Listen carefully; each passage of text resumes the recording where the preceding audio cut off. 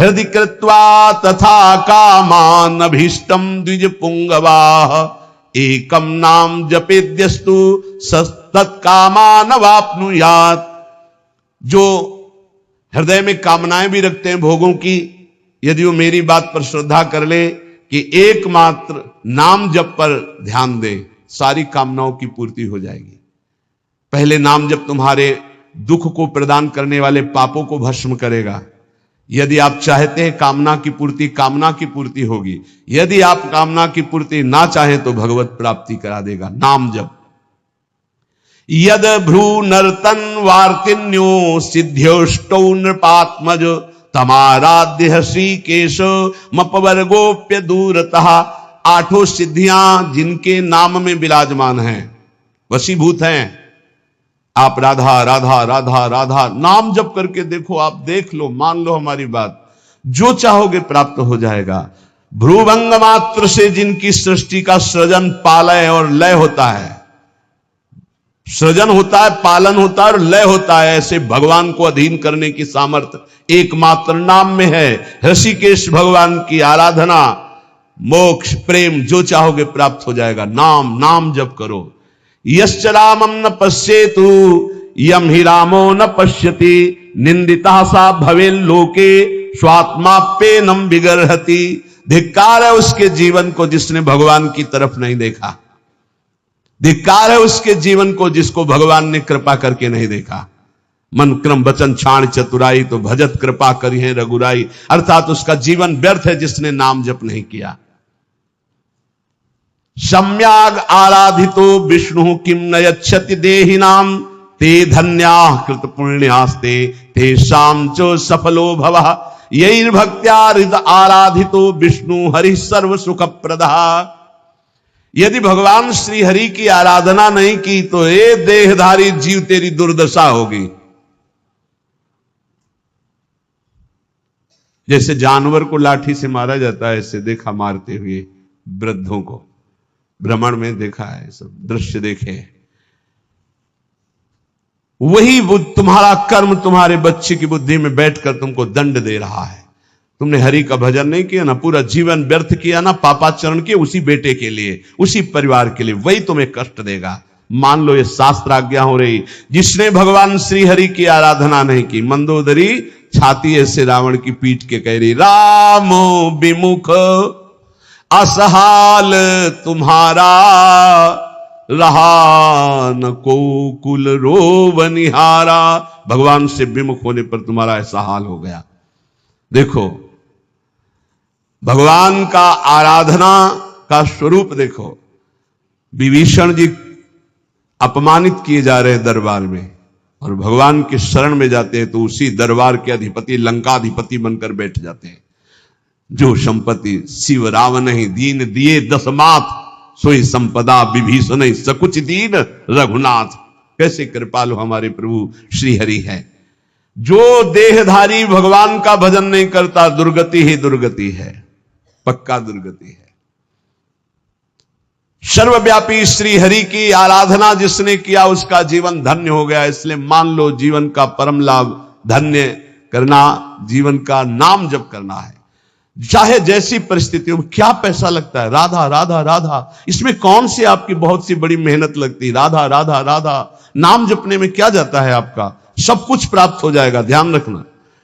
कल एक 28-30 वर्ष की अवस्था ठाकुर जी को लिए हुए, स्वस्थ शरीर, आंखों से अश्रु प्रवाह, कह रहे थे ऐसी कृपा हमारे ऊपर क्यों हुई? मैंने तो कुछ ऐसा नहीं किया, बहुत ही गलत आचरण करने वाला, और आज ठाकुर जी को मैं जी नहीं सकता इनके बिना। ये क्या है?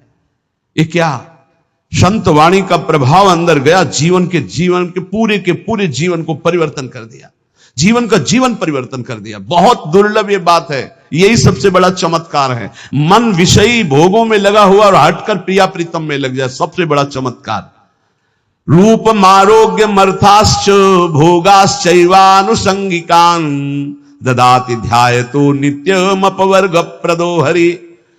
तुम्हें सुंदर रूप चाहिए, आराधना करो, नाम जप करो, बड़े सुंदर हो जाओगे। देखो सुंदरता किसे कहते हैं? हृदय के आकर्षण को सुंदरता कहते हैं। सबके हृदयों को आकर्षण कर ले उसे सुंदर कहते हैं।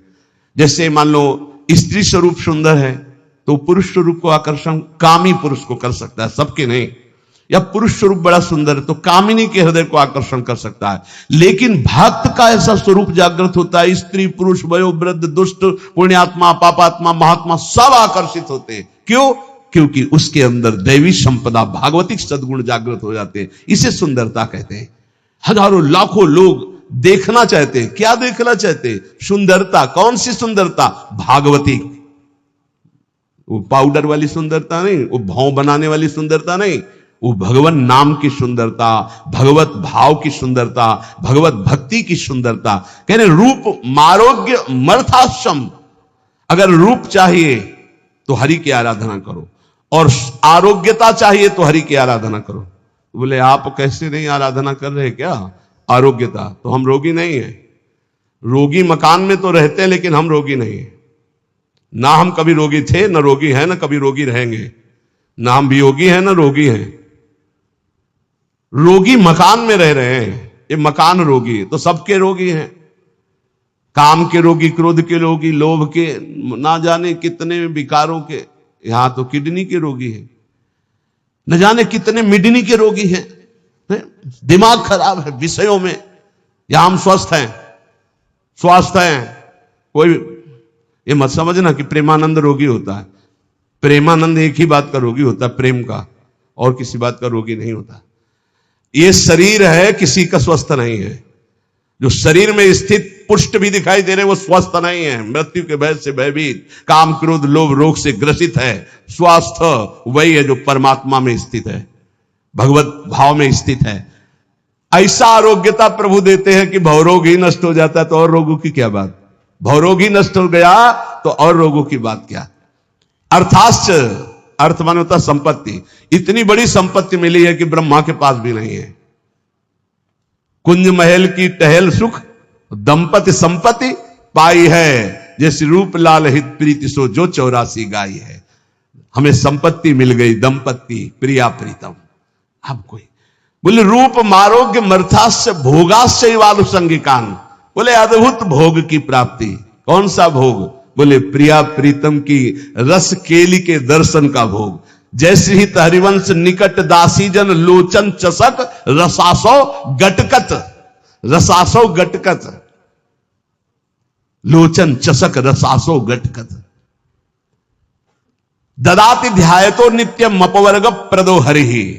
जो हरि का ध्यान करने वाले हैं उनको रूप मिलता है, आरोग्यता मिलती है, संपत्ति मिलती है, भोग मिलता है। और ददाति भगवान नित्य अपवर्ग अर्थात मोक्ष सुख, नित्य सुख उसे प्रदान कर देते हैं।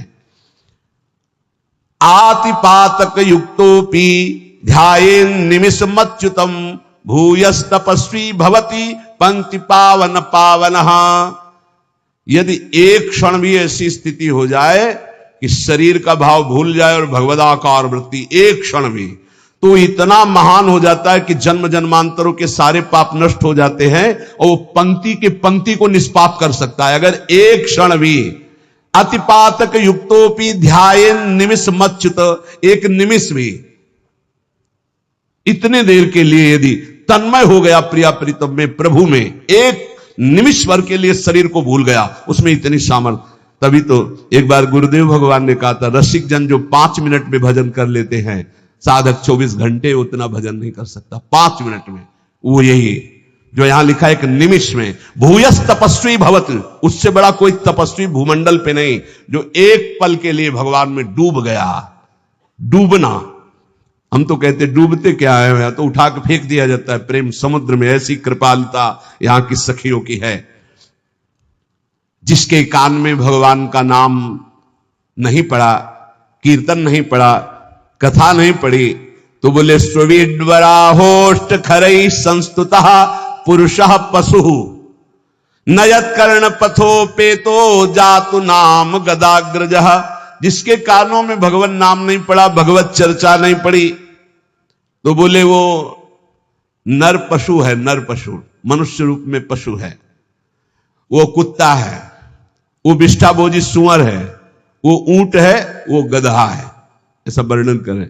स्वविद वराहोष्ट खरई है, स्वविद वराहो खरई गधा, सवाल कुत्ता, ऊंट। क्यों? क्योंकि भगवान से विमुख है, तो बोझा ढो रहा है संसार का केवल गधे की तरह, कुत्ते की तरह। जैसे कुत्ता इस भोग से उस दरवाजे में खाने, ऐसे भोगों में भटक रहा है केवल। जैसे ऊंट है ना, कांटे की वस्तुएं खाने में बहुत अच्छा लगता है, ऐसे ही गंदे विषयों को भोगने में केवल अच्छा समझता है। जिसके कानों में भगवत चर्चा नहीं गई, जिसने अपनी जबान से भगवत नाम कीर्तन नहीं किया, वो पशु से भी गया गुजरा है। मनुष्य के कान बने हुए भगवत चर्चा सुनने के लिए, जबान मिली हुई है भगवत प्राप्ति के लिए। खूब नाम जप करे, नाम कीर्तन करे। कृपन देई पाई परो बिनु साधे सिद्धि होई, सीतापति सन्मुख समुझ जो की जय शुभ सोई। इसलिए मेरी बात मानो, पाए पर जाओ भगवान के, अर्थात भगवान की शरण में हो जाओ, सारी सिद्धियां अपने आप आ जाती है शरणागत के हृदय में। ये बात मान लो, मान लो, तुम्हारे किए नहीं होगा, प्रभु की शरण में हो जाओ। राम ही डरु करु राम सु ममता प्रीति प्रतीति, तो तुलसी निरुपति राम को भय हारे हूं जीती। यदि भगवान का तुम्हारे हृदय में डर हो गया कि सर्वत्र भगवान मुझे देख रहे हैं, मैं कहां पाप करूं, कोई जगह ऐसी नहीं जहां मुझे भगवान नहीं देख रहे हैं, तो बोले अगर ये प्रभु का डर आ गया और प्रभु की शरण में हो गए तो हार भी जाओगे तो जीता देंगे भगवान, हार भी जाओगे तो जिता देंगे। तुलसी निरुपति राम को भय हारे हो जीत, हार भी गए तो जीत जाओगे। इनका स्वभाव है जन अवगुण प्रभु मान न काऊ, दीन बंधुवती मृदुल स्वभाव। ऐसा स्वभाव कि एक बार शरण में हो गए तो तुम्हारा नाश नहीं होने देंगे, चाहे जितना पतित हो जाओ वो तुम्हारा उद्धार करके ही छोड़ेंगे, वो पतित पावन है। वेद पुराण संत मत एहू, सकल सुकृत कर फल राम सनेहू। समस्त साधना का फल है प्रभु के नाम में प्रेम हो जाए, प्रभु के चरणों में प्रेम हो जाए। इसलिए विनिश्चितम बदामि तेनान्यथा वचांसि में, हरिम नरा भजन्ति एति दुस्तरम तरन्ति ते। मैं तुम्हें सब शास्त्रों का निश्चित सिद्धांत बता रहा हूं, मेरी बात झूठ मत मानना। जो हरि का भजन करते हैं वो समस्त दुखों से, भव सागर से पार हो जाते हैं। और हरि का भजन उसी के हृदय में होता है जो हरिजनों से प्रीति करता है, हरि भक्तों से प्रीति करता है। ये परिचय संतों की, रसिकों की वाणी से प्राप्त होता है। धन्य है उनका जीवन जिनको संत समागम मिला।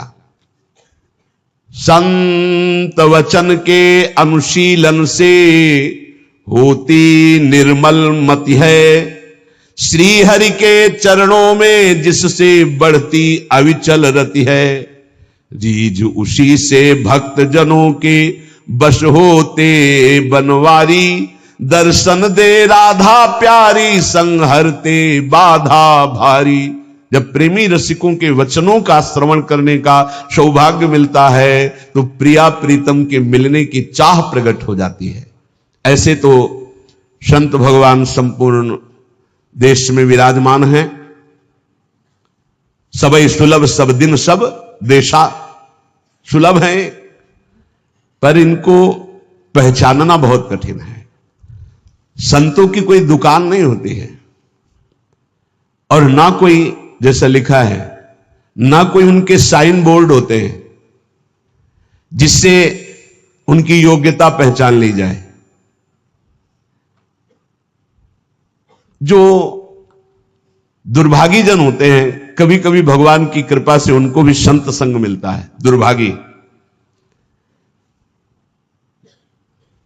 खलऊ करें भली पाय सुसंगु, पर मिटे न मलिन स्वभाव भंगु।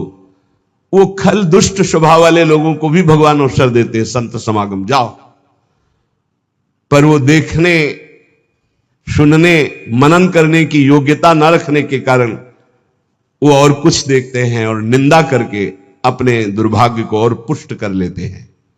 हम यहां वार्ता कर रहे हैं सत्संग से परम लाभ लेने वाले श्रद्धालुओं की।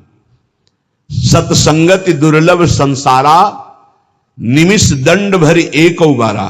यदि एक बार भी संत का संग पलक झपकने भर के समय को मिल जाए तो जीवन का परिवर्तन निश्चित होगा। संत संग की पहचान जीवन का परिवर्तन हो जाना। पर प्रायः ऐसे संतों का संग प्रायः नहीं मिलता। बहुतायत होती है संत के भेष में वासनाओं की पूर्ति करने वाले असंतों की। लिखा हम बोल रहे हैं। कभी कभी तो ऐसा कि संत के भेष में घोर पाखंड पाया जाता है, जिससे बड़ा भ्रम, बड़ी वंचना सतमार्ग की हो जाती है। इतना संदेह पैदा हो जाता है कि सौभाग्यवशात यदि कहीं सच्चे संत मिल जाएं तो उन पर भी श्रद्धा नहीं हो पाती। ऐसा झकझोर दिया जाता है। जन्मार्जितानि पापानि नाशमायन्ति यस्य वै सत्संगतिर भवेत् तस्य नान्यथा घटते हिस्सा। बहुत जन्मों के जब सुकृत एकत्रित होते हैं, भगवान की कृपा करुणा बरसती है, तब संत संग का संयोग बनता है। हमारी श्रद्धा वहां समर्पित होती है। सत्संगो दुर्लभो अगम्यो अमोघश्च। अगर एक बार विशुद्ध संत मिल जाए, पर मिलते भगवत कृपा से हैं, तो सच्ची कहते हैं उसका सारा काम बन जाएगा। सच्ची बात है, दोबारा फिर लिखा, सच्ची बात है। उस संत की प्राप्ति का मतलब है भगवत प्राप्ति। उस संत के संग का मतलब है भगवत साक्षात्कार। सच्चे संत का मतलब यह है कि तुम्हारा संसार का चक्र नष्ट हो जाएगा। निगमागम पुराण मत एहा, कहीं सिद्ध मुनि नहीं संदेहा। संत विशुद्ध मिलहि परि तेहि, चितवहि राम कृपा करि जेहि। निगम आगम पुराण समस्त शास्त्र सिद्ध मुनियों सबका एक मत है कि विशुद्ध संत उसे ही मिलते जिस पर भगवान की कृपा कोर हो गई है। यद्यपि सब पर भगवान की कृपा है, सब पर मोरी बराबर दया, पर जो माया के खिलौनों में मगन है उन्हें गोद में बैठाने के लिए भगवान विकल नहीं होते। पर जो उन खिलौनों से थोड़ा भी ऊब करके भगवान को पुकारा तो कृपा की वर्षा कर दी और महत्पुरुषों का संग दे दिया। यदि ऐसे संतों का संग मिल जाए तो उनकी वाणी, संतों का आशीर्वाद क्या होता है? उनकी वाणी, उनकी वाणी से तुम्हारे हृदय में संपूर्ण पापों का नाश करके संगम प्रकाशित हो जाएगा। कर्मयोग, ज्ञान योग, भक्ति योग, इसका संगम प्रकाशित हो जाएगा।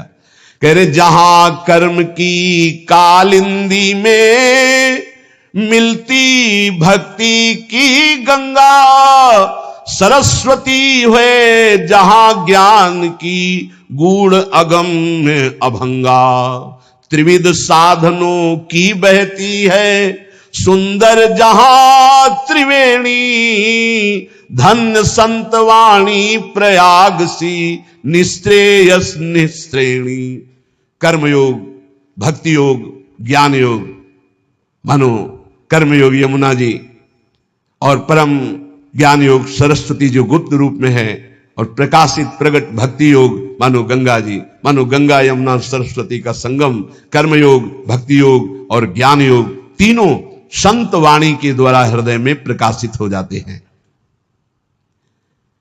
भगवान व्यासदेव जी, वाल्मीकि जी, नारद जी, वशिष्ठ जी, सुखदेव जी, ये सब तो महान महान अवतारी पुरुष हैं।